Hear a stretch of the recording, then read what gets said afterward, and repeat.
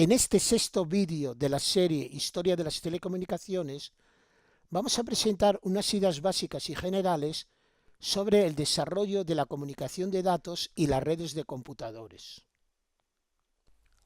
Como hemos visto, hasta mediados del siglo XX la transmisión de mensajes se realizaba fundamentalmente en formato analógico. Un gran paso en la historia de las telecomunicaciones se dio al emigrar las tecnologías a formato digital. De esta forma, se pueden comunicar entre sí computadores que intercambiaban datos digitales y transmitir cualquier tipo de información como textos, voz, imágenes estáticas o dinámicas, digitalizándolas previamente. Haciéndolo así, la transmisión de cualquier tipo de información se reduce a la transmisión digital de datos. Un paso trascendental para el desarrollo de los sistemas de comunicación digital se dio años antes, alrededor de 1937, por Rives, que desarrolló la técnica PCM, modulación por codificación de pulsos. Se basa en la transformación de señales analógicas, voz o música por ejemplo, en digitales. Sencillamente la señal analógica se muestrea a una determinada frecuencia y cada una de las muestras, que viene dada por un valor o número, se codifica con su valor binario. Con ello se pueden utilizar las robustas y conocidas técnicas digitales de procesamiento y de transmisión para señales originalmente de naturaleza analógica.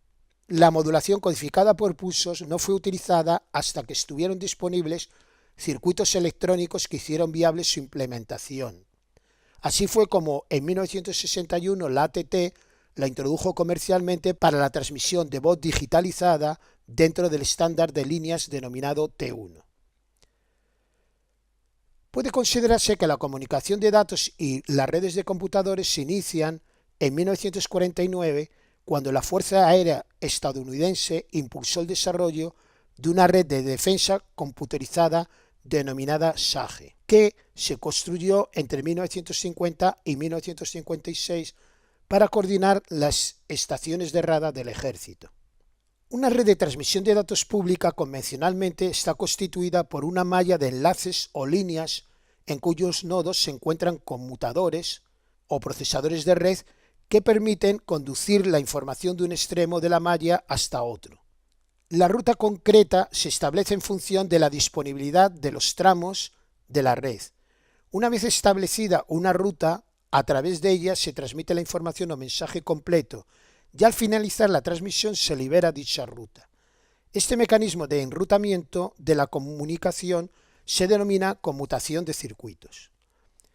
En 1960, Paul Baran e independientemente Donald Watts Davis adoptaron la filosofía de conmutación de paquetes, según la cual la información a transmitir se dividía en bloques que denominamos paquetes consecutivos de 1024 bits, a los que se añadía una cabecera conteniendo información de identificación del paquete, de forma que cada uno de ellos podía seguir una ruta distinta dependiendo de la congestión de los distintos tramos de la red.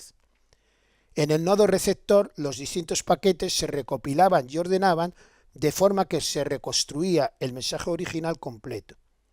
Así, el aprovechamiento de la red es mejor al ser las unidades de transmisión más pequeñas que el mensaje completo. La primera red comercial de computadores fue el sistema Sabre, construido en 1964 por IBM para gestionar las reservas de la compañía aérea American Airlines. El sistema usaba unos equipos que contenían tanto un modulador para la emisión de señales y un demodulador para la recepción, y que genéricamente denominamos módem. En definitiva, con los módems se hizo posible transmitir datos usando las líneas telefónicas convencionales a velocidades del orden de 1200 bits por segundo, es decir, unos 9000 caracteres por minuto. A finales de la década de los 1960 y durante la década de 1970 se construyó la primera red de ordenadores basada en conmutación de paquetes, ARPANET. En efecto, en 1966 se inició un programa para interconectar ordenadores de universidades americanas. La infraestructura básica de ARPANET consistía en un conjunto de ordenadores, un conjunto de interfaces de conmutación de paquetes y circuitos de transmisión de datos de 56 kilobits por segundo alquilados a la ATT. El primer enlace de ARPANET se estableció el 21 de noviembre de 1969 entre UCLA y Stanford. En 1971 ya existían 24 computadores conectados y se llegó a los 500 computadores conectados en 1983. En 1965 Robert Lucke desarrolló un módem con un ecualizador adaptativo para compensar las distorsiones lineales introducidas por el canal, que permitió alcanzar velocidades de transmisión de 9600 bits por segundo.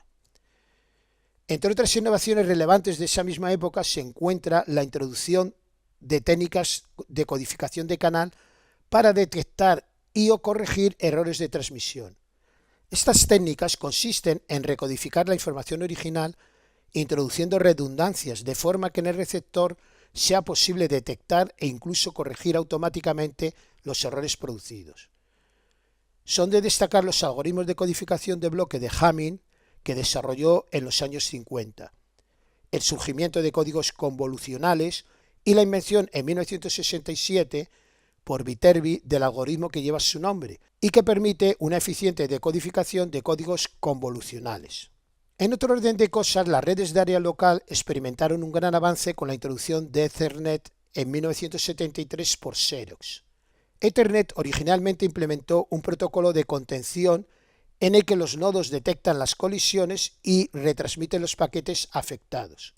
Se convirtió en un estándar mundial implementado en decenas de millones de redes locales que posteriormente evolucionó a Ethernet conmutada para evitar los problemas de las colisiones.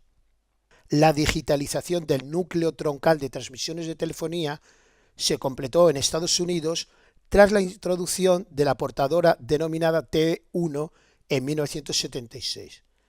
La conversión del enlace entre abonado y central a formato digital tuvo que esperar a la introducción en el siglo XXI de la telefonía IP. Durante el periodo entre 1972 y 1983, ARPANET sufrió una gran evolución, convirtiéndose en una auténtica red de redes, es decir, en una Internet, y comenzando a mostrar su gran potencial comercial.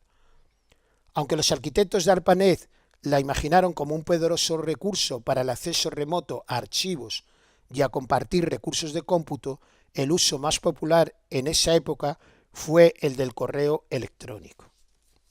Un problema en las incipientes redes de computadores consistía en el diseño de un protocolo que facilitase el transporte de paquetes de datos entre una gran variedad de ordenadores conectados a través de un conjunto muy diverso de redes físicas. En junio de 1973 se organizó en la Universidad de Stanford un seminario para diseñar un estándar que dio lugar al protocolo TCP.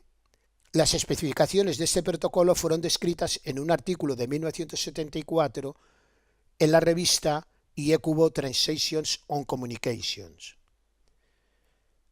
Para mejorar la flexibilidad del protocolo TCP, en 1978 CERN, Postel y Cohen propusieron separarlo en dos componentes, uno para especificar la comunicación computador a computador a nivel de transporte, que es el auténtico TCP, y otro para especificar la comunicación entre redes, o Internetworking, denominado IP.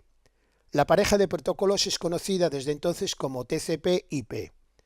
En los años siguientes, TCP/IP fue mejorando y en marzo de 1981 se decidió equipar todos los computadores de ARPANET con este protocolo y 2 años más tarde todos ellos lo utilizaban. El protocolo TCP/IP fue el fundamento de Internet, que vio un explosivo crecimiento en la década de 1980 con la popularización de los computadores personales. Con el tiempo y ya a finales del siglo XX se introdujeron nuevos servicios basados en Internet, como chat en línea, compra en línea, e Internet se convirtió en una infraestructura ubicua y permanente, tan importante como el servicio de suministro de energía eléctrica o el de la red telefónica. En 1988, la CCITT hizo público en un libro rojo las especificaciones de la Red Digital de Servicios Integrados, denominada también RDSI, o en inglés ISDN. Es un conjunto de estándares de comunicación para transmisión digital simultánea de voz, vídeos y datos y otros servicios a través de los circuitos tradicionales de red telefónica pública conmutada de telefonía. Antes, el sistema telefónico actuaba como una forma de transporte de voz, con algunos servicios especiales disponibles para los datos. RDSI se implantó en muchos países, incluyendo España, pero no tuvo mucho éxito debido a la limitada velocidad de transmisión alcanzable, 128 kbps por segundo en los accesos básicos, pero fue el precursor de servicios muchos más rápidos como ADS. En 1992 se inicia la World Wide Web, presentada 3 años antes, es decir, en 1989, por Berners-Lee a sus compañeros del CERN.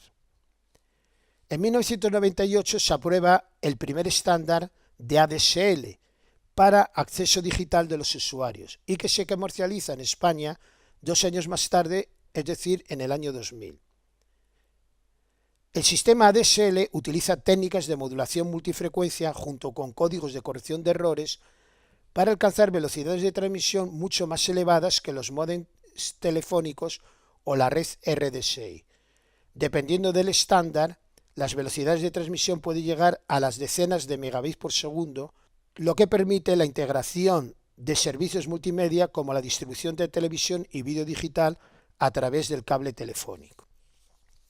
ADSL ha sido la principal tecnología de acceso digital para los usuarios finales y todavía mantiene un mercado significativo hasta el despliegue de enlaces de fibra óptica hasta el hogar, que han supuesto una significativa mejora en las velocidades de transmisión y la estabilidad de los enlaces.